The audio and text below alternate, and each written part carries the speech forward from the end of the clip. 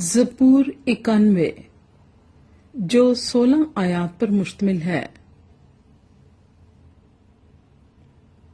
جو حق تعالیٰ کے پردے میں رہتا ہے وہ قادر مطلق کے سائے میں سکونت کرے گا۔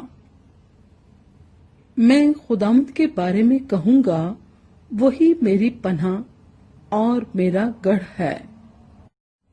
وہ میرا خدا ہے جس پر میرا توکل ہے، کیونکہ وہ تجھے صیاد کے پھندے سے اور مہلک وبا سے چھڑائے گا۔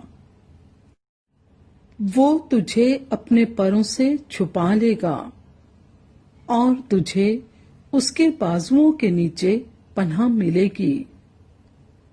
اس کی سچائی ڈھال اور سپر ہے۔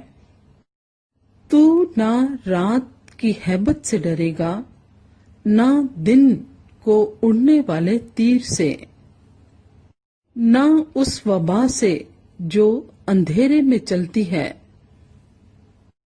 نہ اس ہلاکت سے جو دوپہر کو ویران کرتی ہے۔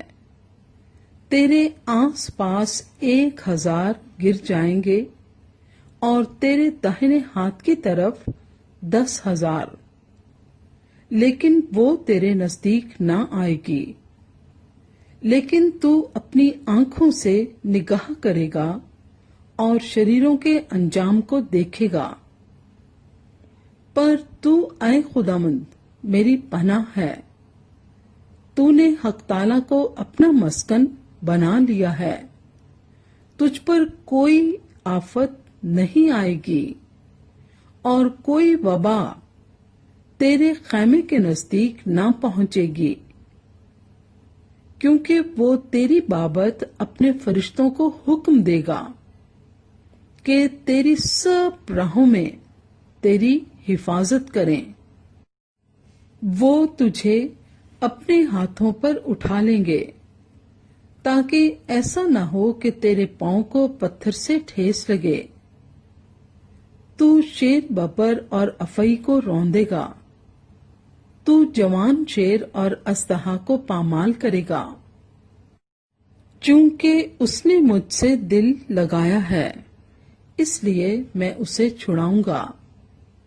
میں اسے سرفراز کروں گا کیونکہ اس نے میرا نام پہچانا ہے۔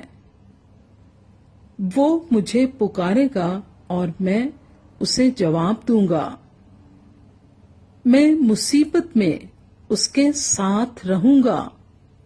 میں اسے چھڑاؤں گا اور عزت بخشوں گا۔ میں اسے عمر کی درازی سے آسودہ کروں گا اور اپنی نجات اسے دکھاؤں گا۔